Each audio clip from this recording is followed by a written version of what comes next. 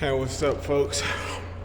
Wagey checking in on you guys again, tuning in for another gym chat. Today, wanted to talk about my experience growing up without a father figure, in a single mother household. So, like I've explained before, I grew up with my mom. We moved around a lot. I didn't really have, we were stable but unstable at the same time.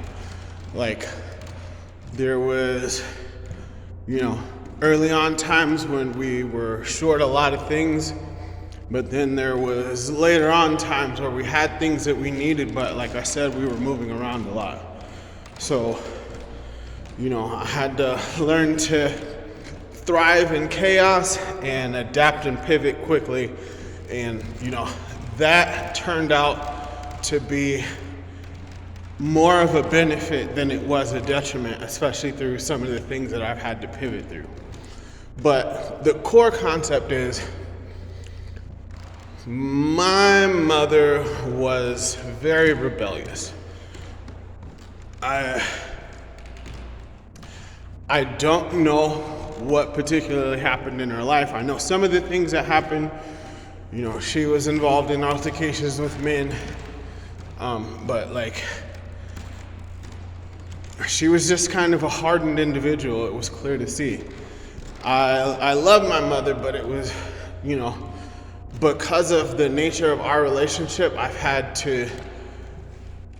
was the youngest of five, and I've had to come to the rescue of a lot of my predecessors at a very young age. So it's when my oldest brother passed away, the next in line told me that I was going to be the head of the family. And I'm young hearing this, and it's well, what about you guys, But like I said, I've always had that kind of drive to seek responsibility, desire to take care of others, and, I wanted to do the best that I could to fill that particular leadership position. So without having my actual father around, you have to, or I guess in this situation, you get to seek father figures that you would like to mold yourself after and draw from. For a lot of young kids out there, they wanted to be Goku, but as a kid, we never really looked at how Goku actually treated Gohan. You know what I'm saying? So maybe we should have been more Piccolo, but I know that's an obscure reference. Most of the dudes are probably gonna get that go. But yeah, you don't really know what you're looking for, because what you're looking for isn't really there. So you have to kind of do the best you can. Thankfully, I had my grandpa there. Like I said, he taught me a great many things, but at the same time, I know that he's not particularly actually my father. I ended up meeting my father when I was younger, but by the time I had got to him, the things that were put into my mind about this man there was zero net positive that was given to me about him. So by that, I didn't respect him as a man. It wasn't until way later that I had this sudden, epiphany and appreciation for kind of things that he went through as a man. Even with my grandpa, because of how the man that I should have known and respected was talked about, I ended up not respecting any male figures, really. And, some of that kind of turned in on myself as well. I was comfortable taking some negative ideologies and applying them to myself because of my education with what a man is. Those were terms that came along with it. So in my mind, I made it comfortable to accept that terminology into what it meant to be as a man. And that is very unfortunate. It led to a lot of confrontation throughout my life, and it left me seeking a lot of things and confused along the way. I've run into men that I did respect along my path and journey, but it wasn't, I guess, as honorable as it could have been. There was a manager that I worked with at the comedy club. I had a lot of respect for him, but that's because I related to a lot of the pain that he went through, and that an acknowledgement that we were still kind of lost men doing the best that we could with what we had available to us in those particular times. It wasn't until my actual divorce and like reaching out to my dad and asking him to give me something that I need from him as a parent that I never even really got from my mother, which is to just listen to me. Just to take some time out of your life to listen to me. Let me vent. I need you to hear me, and I just need you to be there, There was a time before that too, because he had been around kind of intermittently. My mom sent me to live with him, or I tried to get away and go live with him because I was just kind of tired of combating and fighting with my mom all the time, because it just wasn't fruitful, it wasn't healthy, there's nothing to gain from it, And I can respect that she might have been trying to do the best that she was trying to guide me in a direction that she wanted, but it felt like there was never an instance of really listening for what I'm trying to do. And then in times where it really got spread apart, it was again, I'm a child bailing this person out. You know what I'm saying? Coming up with money, a ride, and somebody who's old enough to sign for a bail bond. You know what I'm saying? I'm in high school. I'm a freshman doing this. That blurs the parent-child line. In my mind, at that point, you should be high-fiving me and we shouldn't be arguing about anything whatsoever. You birthed something in the world that cared enough about you and was cognitive and resourceful enough to gather up the things needed to come rescue you in your time of need. I'm not your husband. I'm not your dad. I'm your child. You know what I'm saying? So there was, for a long time, I had animosity about that. It wasn't until recently that I let that particular aspect go, but I still remember that. You know what I'm saying? I'll never really forget it. So my dad had came to visit me after I had my son, and I'm looking for reasons to really get more from this man, to try and accept and respect and appreciate him. And I asked him a question that I knew in my heart what the answer is. Before I asked him the question, I just needed to know how he was going to respond to it. Because I know my mother, bless her heart, again, nobody's batting 1,000. My mom, what can be cool. She can be fun.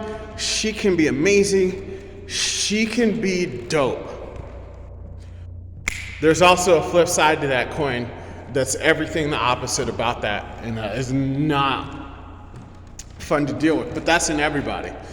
But when I asked my dad this question, he responded with an answer that I just provided you. And at that point, I knew why he appreciated this person, and that he didn't harbor that animosity in the same level and degree that it was harbored on the other side. And that meant so much at that particular time, because I honestly wasn't expecting to hear it. And then again, hearing it, I instantly related to probably most of the things that he went through, because in the absence of him, I got to be the target for some of that stuff. I resemble my father a lot. I don't know, I can't confirm how my mother processed that, but it didn't seem positive all the time. And I understand that, like, I wasn't the perfect kid, but again, I also wasn't that bad. And also, in your times of need, your baby's coming to bail you out, you know what I'm saying? So like it was weird growing up around that. Cause like, despite my best efforts, it was just strictly parent-child. There was no growing outside of that relationship. Even when I came into my own and venture out into my own and I maintained my own situation, there was one time my mom had to come rescue me.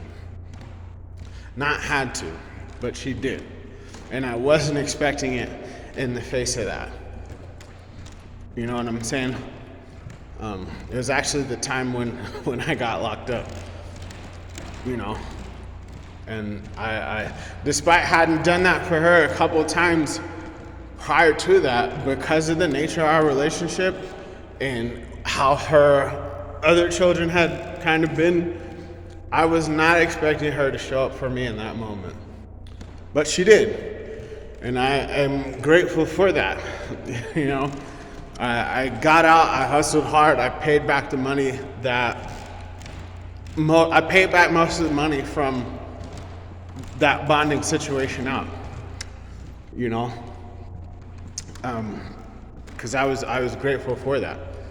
I've also, man, because like, bless her heart, like she's getting old, and like she's going through some health things, and it's like, well, look, dude, like my life is here, but I'll take you moving out here. I begged her to move out here for years. She fought me. She didn't like the plan. She was telling me one thing and then making plans to do another. She's like, I want to spend more time with you and the kids, but I'm moving all the way across the country. And it's like, well, I'm not basing my life around that. I have to do what I need to do to establish for me and provide for mine. Hopefully, as a parent, you can understand that. And to this day, like I don't know. But again, I used to get really frustrated about it when I was younger. Like it really used to bother me, like a lot, because it's my mom. You know what I'm saying? Like I care. I don't. Despite what we've went through, I don't hate you. I just don't agree with some of the decisions that you've made. And I appreciate what you did to be a parent, but like at the same time, like those are choices that you made when you chose to be a parent. It's part of that is sacrifice. From what I know about life, is sacrifice. And it was like, it was a kick and punch. It was just not healthy. And then the more things went on, like the further that divide got, because again, there was no middle ground between parent and child. And I had to exceed my capabilities as a child several times, over and over. It started from a young age. I came into money very, very young. Very, very young. I was down to help mom out. So if I'm bridging that gap and exceeding what I'm supposed to do as a child, and you can't bridge that gap to maybe look at like, man, he doesn't necessarily need so much parenting. Because even again, the things that I would needed from you as a parent, I couldn't get. Like I couldn't have. Me and my mom we could mess around, But the moment that she felt like it was whatever, it's done. It's done. There's no middle ground in that relationship. We're not friends. She said it herself. I'm not your friend. And like, this is why I have the mindset that as children, boys want to grow up to be the father that they didn't have. You know what I'm saying? They want to take on the responsibility. They want to be able to guide them to success. They want to lead people to a generous and prosperous outcome. And on the flip side of that, some women want to rebel against the father that they never got to. But here's the kicker, because I was talking with a friend about this the other day. They want to rebel against the father that they never have, but still be loved like their father would love them unconditionally. That's the kicker to that statement, because your dad having a daughter is gonna love you no matter what. They might not agree with your situation. They might have to step back and, let you bump your head into the wall. But at the end of the day, that man is gonna love you with his dying breath. And because absent that, they don't get to experience when they're seeking romantic, intimate relationships, that's what the expectation is that there is no bounds to what rebellion I can incur, and you're expected to love me. Because that's how my dad would love me. And as a father, 100%, that's how I love my daughter. But at the same time, your partner, your intimate romantic partner is not your daughter. And there's definitely conditions and stipulations placed on what you're required to do that aren't necessarily reciprocated in these times. That's why our relationships don't seem harmonious at this time. So, again, that's just an opinion, not spitting the gospel. It's just how I've observed things throughout my life in communicating with people that I've been close with. I again, moving around a lot, I didn't get to have those relationships, but I value them. I know how to cultivate them, but just because I look at them as a different lens. Remember, I'm kind of cold too. Asset liabilities are how I look at a lot of things, But then again, having been an asset, I know that having been a liability, I know that liabilities aren't useless. You just have to be aware of what you're doing around them. And then again, as a man, to be accepted into any circle, you have to be useful, even amongst your peers, especially amongst your peers. If your peers don't find you useful, your value as a man deteriorates greatly. 100% point blank period. You have to prove yourself useful, then you have to live up to that, because let me see you slipping. Now I have to rethink your asset liability status. That's what the life of this person has been like. That's what my observations have shown me. Again, not spitting the gospel, just insight that I've seen and picked up along the way, because I choose to communicate, if you can't tell. I enjoy having that dialogue, and I'll do that one-on-one. I'll ask the tough questions, and just, again, having witnessed how my mom rebelled against her father, and then nobody will want better for you than your dad as a woman. You know what I'm saying? Not to say that every dad is good, so weigh that how you will. But if you know that your dad's around, he's doing for you, he wants the best for you. The same could be said for your mother, but again, I guess it's how people choose to implement that particular desire for you and how you're going to receive it. Where in weird times, again, we can vocally disagree and still be mad that we have that freedom, and then be mad that people disagree with what we disagree with. So like, it's a crazy world, it's crazy times, but yeah, that's just a little bit about my experience growing up in a single mother household, not having my dad around, being lucky enough to be able to reconnect my dad and actually have him listen to me, because again, he'd been through the divorce, he'd been through things that I've been through. He knows what I'm going through. And in those kind of times of need, as a man, there's not a whole lot of people that you can communicate with that would be as sympathetic and empathetic to what you're actually going through, what you're processing in here and in here. So, yeah, man, like it is what it is. Again, I appreciate being able to have these times available so that there's information all around the internet that you can gather to seek to heal inside and dissipate some of that negativity. Because for a long time, like I said, I was angry, I was upset, I was frustrated, I was confused. I didn't understand why my relationship with my mother was the way that it was. Despite me wanting the best, I want to take care of you. I see into the future. I look into the future.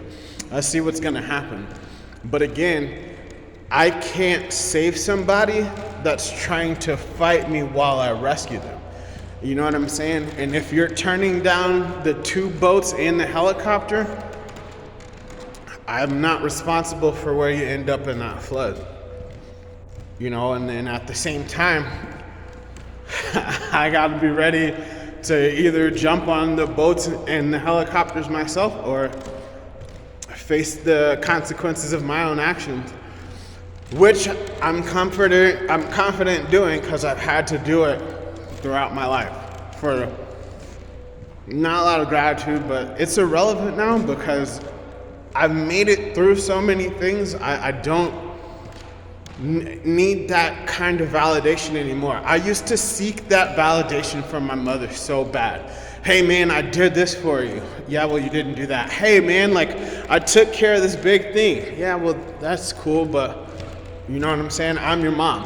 Hey man, like I crossed this huge boundary as a child to be able to take care of you. That's what you're supposed to do. All right, cool. Thanks.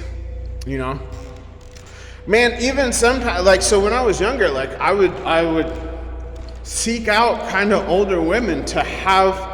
I came to this realization. I was sitting in a parking lot one day, chatting it out with some older lady on a dating app, and it's like I'm seeking something I couldn't get from my mom. You know what I'm saying? Like this, it was such a weird epiphany. But like when it just came to me, it washed over me, and it all makes sense. It's like, I wish that I could talk to the person that I really want to like this, but I can't, and it sucks. You know what I'm saying? Like it sucks. Like I wish I could have that, because remember I told you, my mom's dope. Like she can be dope, she can be fun, but then that also shuts off. And again, perfect, and I'm not much different from it. So it is what it is. It's just kind of that cycle of growing up and subject to things that are outside of the realm of your control. And that's why I chose to take advantage of turning inward, dealing with myself, because I know I was hitting marks. Like I was knocking stuff out of the park. I was like, dude, like I can't believe that I did this. Like in my Hustlers University, like video, I was telling you guys, like, I couldn't believe how much I actually had going for me, because I didn't have a lot of people telling me that. But it's just because I'm nose to the ground. I'm just driving, dude. Like, I'm on the grind. The train's on the tracks. It's moving full steam ahead. And then I take a look around. It's like, dang, I still have all this, even through the rubble, even through the midst of that storm. Like, I still have all this. Man, when I went to jail and got out, okay, so like, I went to jail. I got so lucky in this situation. I got to pick the day that I got to turn myself in. My lease ended up coming up around the time where I had to turn myself in. I got to put all my stuff in storage. My storage was paid for the duration of my stay. All my ducks were in a row, like, so perfectly. It was almost meant to be. I didn't lose anything. I just lost the time. I lost 214 days. So when I got out, I got all my stuff, and I actually moved back into the same apartment, to the same unit that I was in before I left. I was truly blessed in that situation. Just even something like that, a lot of people don't have that luxury when they go through a situation like that. So again, I can't say it enough. I've been blessed throughout my life, and I'm a very lucky individual. I wish you guys all the best. I'll probably talk more on that situation at another time. But yeah, just wanted to touch base on that today. Again, shout out to Coach Greg Adams. He was one of the individuals that, I drew a lot of information on how to shed that negativity, and, move forward in a positive light despite actions of others.